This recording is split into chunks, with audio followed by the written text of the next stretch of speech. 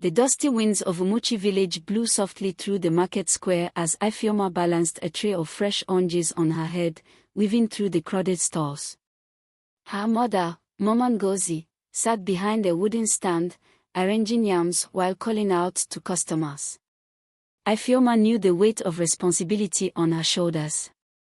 With her father, Papa Ejike, bedridden for months, she and her mother had to fend for themselves.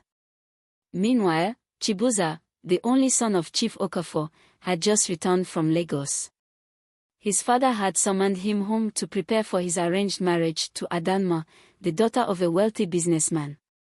Chibuzor, however, had left his heart in Lagos with a woman he could never have.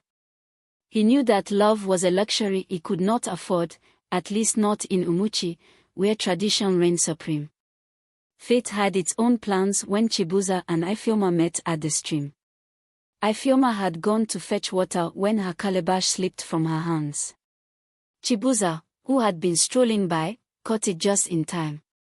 Their eyes met, and in that instant, something shifted. He was drawn to her simplicity, her kindness, the way her eyes held both sorrow and strength.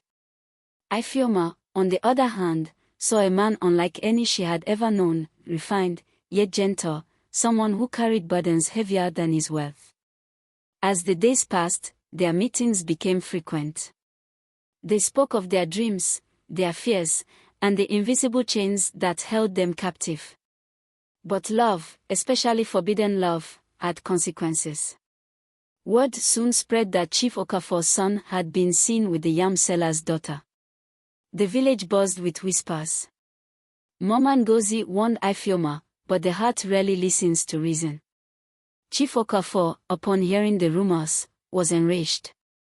He summoned his son and reminded him of his duty. "You are my heir, and you will marry Adanma. That is final." But Chibuzor, emboldened by love, refused. His defiance was met with anger, and he was disowned. Ifeoma's family suffered the repercussions. Her mother's store was vandalized, and the little they had was taken from them. The village elders declared that Ifeoma had brought shame to her family. But she was willing to bear it, for she had found something greater than fear, love.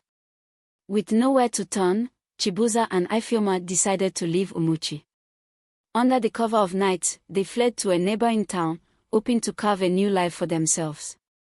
But fate, cruel as it often was, had other plans. Just as they were beginning to settle, Ifeoma fell ill.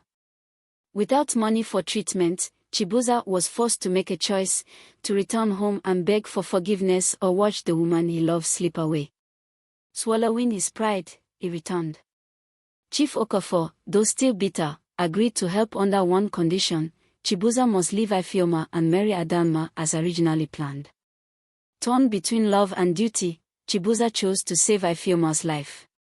He returned to her, carrying the medicine that could heal her, but he did not tell her the cost. With tears in his eyes, he fed her the medicine, watching her regain her strength, knowing that as she lived, he had to let go.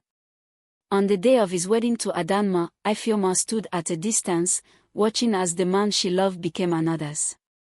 She did not cry, for love, true love, was sometimes about sacrifice. And so, life continued in Umuachi.